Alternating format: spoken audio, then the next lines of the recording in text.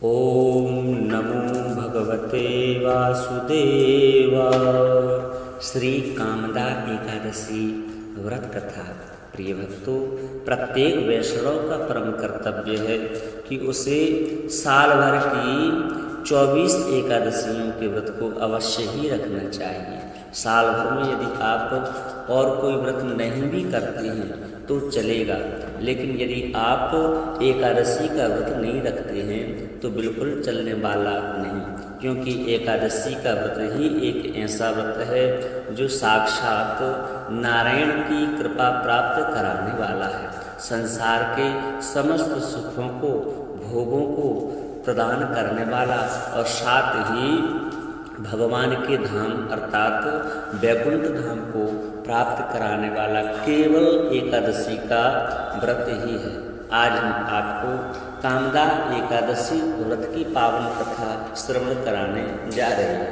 यह व्रत चैत्र मास के शुक्ल पक्ष की एकादशी को किया जाता है, इसलिए इस व्रत को अवश्य ही आप लोग करें और इस व्रत को करने के साथ साथ में व्रत की पावन कथा को भी अवश्य श्रवण करना चाहिए, क्योंकि इस कथा को सुने बिना व्रत का फल प्राप्त नहीं होता। इसलिए जब भी आप एकादशी का व्रत करें तो एकादशी के व्रत की पावन कथा को अवश्य सुने, तभी आपका व्रत सफल होगा। तो आइए श्रवण करते हैं। एक बार धर्मराज युधिष्ठिर भगवान श्री कृष्ण से कहते हैं कि हे भगवान, मैं आपको कोटि कोटि नमस्कार करता हूँ। अब आप कृपा करके चैत्र शुक्ल एकादशी की महिमा कथा हमसे कहें। तब भगवान श्री कृष्ण कहने लगे कि हे धर्मराज, यही प्रश्न एक समय राजा दिलीप ने गुरु वशिष्ठ जी से किया था। वशिष्ठ जी जो भगवान श्री राम के गुरु हैं, उनसे दिलीप ने प्रश्न किया और जो समाधान उन्होंने किया वो सब मैं तुमसे कहता हूँ। प्राचीन काल में भोगीपुर नामक एक नगर था। वहाँ पर अनेक ऐश्वर्यों से युक्त पुंडरीक नाम का एक राजा राज्य करता था।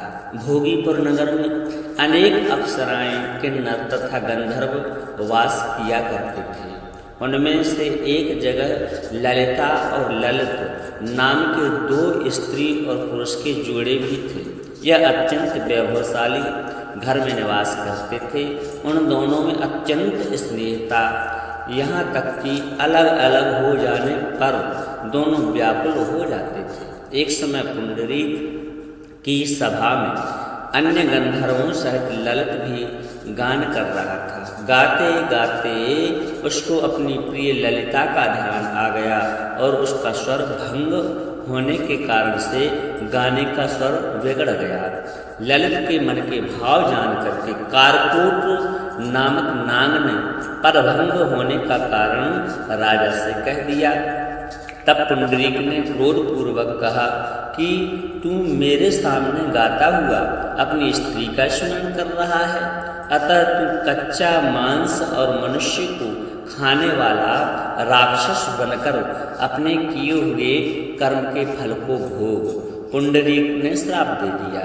पुंडरीक के श्राप से ललित उसी क्षण महाकाय विशाल राक्षस बन गया। उसका मुख अत्यंत ही भयंकर, नेत्र सूर्य चंद्रमा की तरह प्रदीप्त तथा मुख से अग्नि निकलने लगी।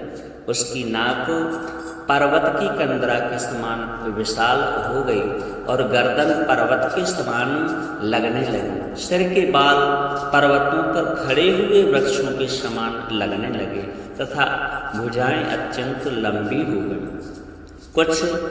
कुल मिलाकर के उसका शरीर 8 योजन के विस्तार में हो गया। इस प्रकार से राक्षस होकर वह अनेक प्रकार के दुखों को भोगने लगा।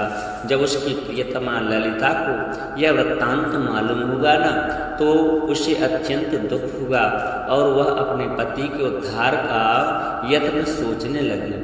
वह राक्षस अनेक प्रकार के घोर दुख सहता हुआ घने जंगल में रहने लगा। उसकी स्त्री उसके पीछे पीछे जाती और विलाप करती रहती।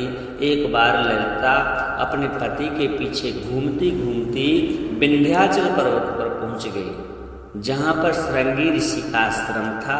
ललिता शीघ्र ही श्रृंगी ऋषि के आश्रम में गई और वहाँ जाकर के विनीत भाव से प्रार्थना करने लगी। उन्हें देख करके ऋषि श्रृंगी बोले कि हे सौभाग्य, तुम कौन हो और यहाँ किस लिए आई हो?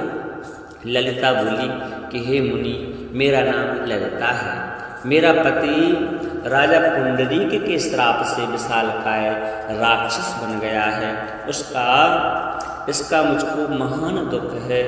उसके उद्धार का कोई आप उपाय बताएं। श्रृंगी बोले कि हे गंधर्व कन्या, अब चैत्र शुक्ल एकादशी आने वाली है, जिसका नाम है कामदा एकादशी। इसका व्रत करने से मनुष्य के सब कार्य सिद्ध हो जाते हैं, सभी मनोकामनाएं पूर्ण होती हैं। यदि तू कामदा एकादशी का व्रत कर उसके पुण्य का फल अपने पति को दे देती है तो वह शीघ्र ही राक्षस योनि से मुक्त हो जाएगा और राजा का श्राप भी अवश्य में शांत हो जाएगा। मुनि के ऐसे वचन को सुनकर के ललिता ने चैत्र शुक्ल पक्ष एकादशी अर्थात कामदा एकादशी के व्रत को विधि विधान के साथ में किया और द्वादशी को ब्राह्मणों के सामने अपने व्रत का फल अपने पति को देती हुई भगवान से इस प्रकार से प्रार्थना करती है कि हे भगवान, मैंने जो यह व्रत किया है इसका फल मेरे पति देव को प्राप्त हो, जिससे वह राक्षस योनि से मुक्त हो जाए। एकादशी का फल देते ही उसका पति राक्षस योनि से मुक्त होकर अपने पुराने स्वरूप को प्राप्त कर लेता है। फिर अनेक सुंदर वस्त्राभूषणों से युक्त होकर ललिता के साथ में विहार करने लगता है। उसके पश्चात वे दोनों विमान में बैठ करके स्वर्गलोक को जाते हैं। वशिष्ठ मुनि कहते हैं कि हे राजन, इस व्रत को विधि पूर्वक करने से समस्त पाप नष्ट हो जाते हैं तथा राक्षस आदि योनि भी छूट जाती हैं। संसार में इसके बराबर कोई और दूसरा व्रत नहीं है। वैसे तो एकादशी के सभी व्रतों की महिमा है। इसकी कथा पढ़ने या सुनने से वाजपेयी यज्ञ का फल प्राप्त होता है। ऐसे इस कामदा एकादशी व्रत की महिमा है। इस दिन ज़्यादा से ज़्यादा द्वादशाक्षर मंत्र अर्थात ओम नमो भगवते वासुदेवाय महामंत्र का जाप करना चाहिए। श्री लक्ष्मी नारायण भगवान का पूजन करना चाहिए और यह पावन कथा अवश्य ही श्रवण करना चाहिए। इस प्रकार से कामदा एकादशी की यह पावन कथा है। वीडियो यदि पसंद आया हो तो दिल से लाइक करें और कमेंट में जय श्री लक्ष्मी नारायण अवश्य लिखें।